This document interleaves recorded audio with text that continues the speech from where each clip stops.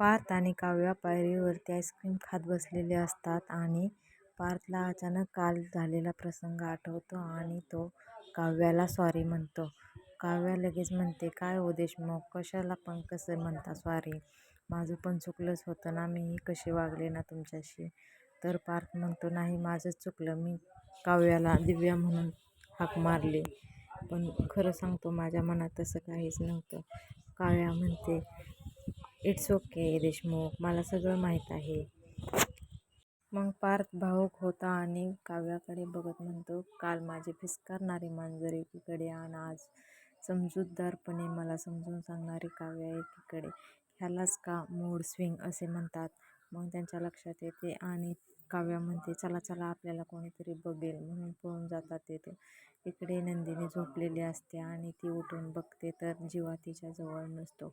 मग ती विचार करते की जीवा गेला तरी कुठे. आता रात्रीचे 2 वाजलेत आणि जीवा रात्रीचे 2 वाजता गेले कुठे, म्हणून ती शोधण्यासाठी जीवाला खाली येते. किचनमध्ये बघते, सगळीकडे बघते, पण जीवा नसतो. मग जीवाला हाक मारल्यानंतर जीवा ओ देतो आणि खाली येतो. जीवा म्हणतो, काय झालं. नंदिनी म्हणते, कुठे गेला होता तेवढ्या रात्रीचे.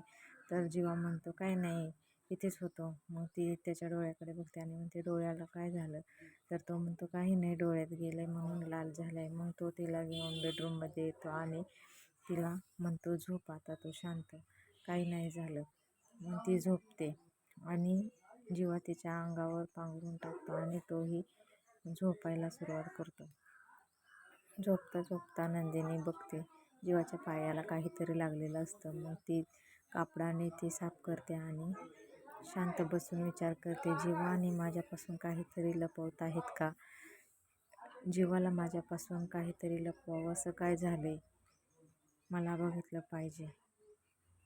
इकडे सगळे जेवणाच्या टेबलवरती एकत्र आलेले असतात आणि नंदिनी पोहे खाण्यासाठी चमचा आणण्यासाठी पळत पळत जाते आणि चमचा घेऊन येते. तोपर्यंत विजय म्हणतो, नंदिनी तू कशी अशी पोट न आल्यासारखी पळतेस. तर जावई बापू म्हणते, सॉरी हा, मला काय माहीत नव्हतं असं करतात का. मग विजय सॉरी म्हणल्यावर जीवा म्हणतो, तुम्हाला असं म्हणायचं आहे का की नंदिनी प्रेग्नंट असल्याचं नाटक करते म्हणून तुम्ही असं का म्हणताय. त्यावेळेस विजय म्हणतो, नाही नाही तसं कशाला म्हणतोय आम्ही.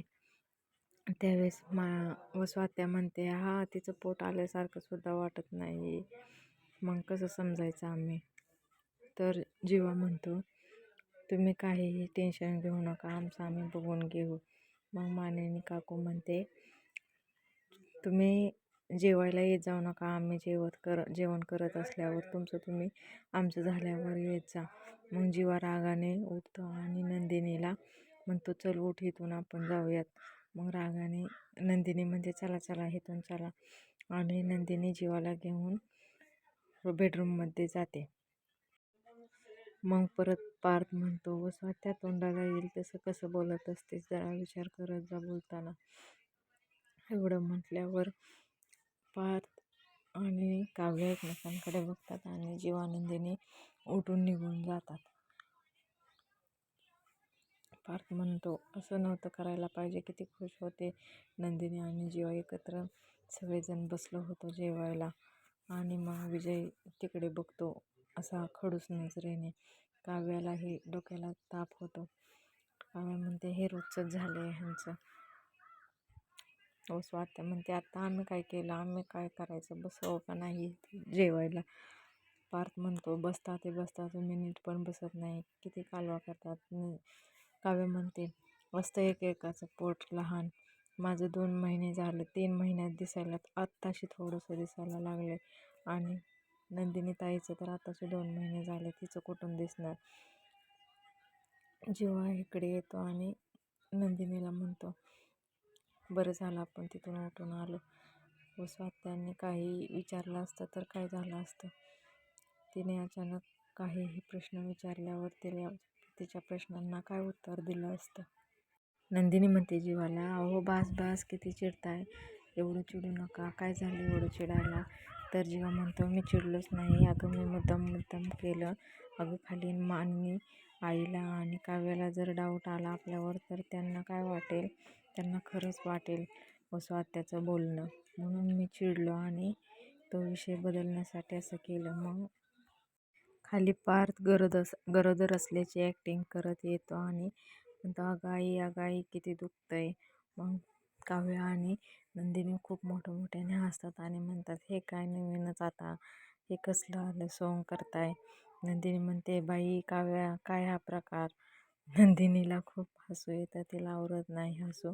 मग काव्या म्हणते, अगं हे माझे नक्कल करतायत, मी त्यांना सारखं म्हणते ना, तुम्हाला काय माझी जाणीव आहे का, माझं किती दुखतंय, किती त्रास सहन करावा लागतो गरोदर असल्यावर, ते त्याची नक्कल करतायत.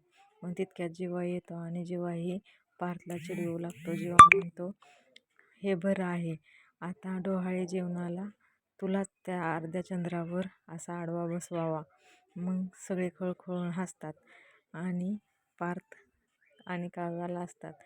पार्थ म्हणतो, अगाई किती दुखतंय, अशी ॲक्टिंग करतो. आणि जीवा म्हणतो, हा ना, गरोदर असल्यावर एका स्त्रीला किती दुःख सहन करावं लागते, एवढं मोठं बाळ घेऊन सगळी कामं करावी लागतात. तर ते नंदिनी म्हणते, एवढ्याशा पोटाने काय होतंय, 9व्या महिन्यात ह्यापेक्षा मोठं पोट असतं. मग जीवा म्हणतो, थांबा अजून वाढवतो पोट आणि तो अजून एक उशी बांधतो आणि म्हणतो, आत्ता झालं का ओके. मग पार्थ अजून इवळतो आणि म्हणतो, अगाई बसायला नाही. आणि पार्थ बेडवर बसतो आणि म्हणतो, पाणी द्या. काव्या जाते आणि म्हणते, हे घ्या पाणी. पार्थ म्हणतो, पाणीही पिता येत नाही, तुम्ही बायका कसं एवढं सहन करता, एवढं मोठं पोट घेऊन सगळी कामं करायची, ऑफिस सांभाळायचं, घर सांभाळायचं.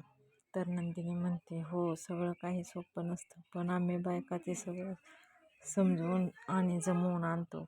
जेव्हा म्हणतो, हां तुम्ही बायका खरंच, तुम्हा बायकांना माझा सॅल्यूट आहे. काव्या म्हणते, एवढं सोपं नाही हे, आम्ही बायका किती गरोदर असल्यावर किती स्ट्रगल करतो, हे दुःख तुम्हाला नाही समजायचं, पण त्यातच आम्हाला आनंद असतो. नंदिनी म्हणते, एक आई होणे ह्यापेक्षा दुसरं सुख नाही बायकांच्या आयुष्यात. मग पार्थ म्हणतो, छी बाबा, दमवलं ह्या बाळानं, पण थँक्स टू जीवा मला 7 महिन्याचं प्रेग्नंट केल्याबद्दल. आणि तिथेच हशा पिकतो आणि जीवा म्हणतो, पण हे नकली पोट, त्याची आयडिया छान आहे बरं का. मग जीवाच्या परत लक्षात येतं आणि तो नंदिनीला घेऊन रूममध्ये येतो. नंदिनी म्हणते, किती छान ॲक्टिंग केली ना पार्थने, पण जीवाच्या डोक्यात वेगळंच चाललेलं असतं. जीवा नंदिनीला म्हणतो, हो ॲक्टिंग तर छानच केली, पण हे पण खरं आहे की तुला आता एक गोष्ट करावी लागेल. ती म्हणते, काय. मग तो म्हणतो, तुला आता खोटं पोट बसवावं लागेल.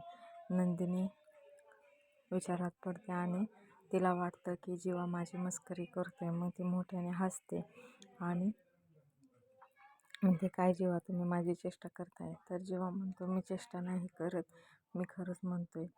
आज आपण 2 महिने आहेत म्हणून काही वाटत नाही, पण परत जसजसे महिने वाढतील तसतसं तुझं पोट मोठं व्हायला पाहिजे ना. आपण किती दिवस असं लपवणार आहे. आणि जर तुझं पोट मोठं नाही दिसलं तर सगळ्यांना डाऊट होईल ना. तसं म्हणताना तो सगळे दरवाजा लावून घेतो. म्हणतो, कोणीही आपलं बोलणं ऐकून घ्यायला नको. म्हणून तो पुन्हा नंदिनीजवळ येतो आणि म्हणतो, तू शांतपणे विचार कर ह्या गोष्टीवर. आणि नंदिनीला म्हणतो, बघ विचार करून. पण तरी नंदिनीला त्याची चेष्टाच वाटते आणि ते हसते. मग परत जीवा म्हणतो, अगं सिरियसली विचार कर, तू जसं महिने वाढतील तसं मोठं पोट दिसायला हवं ना. मग नंदिनीला जीवाचं बोलणं खरं वाटतं आणि नंदिनी म्हणते, मी असं करणार नाही. जीवा म्हणतो, तुला करावंच लागेल, आपल्याला हे लपवून ठेवायचं आहे म्हटल्यावर काहीतरी करावंच लागेल ना. तू काव्यासाठी करतेस ना हे सगळं. जर असं नाही केलं तर काव्याला लगेच डाऊट येईल ना, काव्याचं पोट वाढलेलं दिसेल आणि तुझं तसंच. मग घरात सगळ्यांनाच तुझ्यावर विश्वास बसणार नाही, ह्यासाठी ही गोष्ट तुला करावीच लागेल.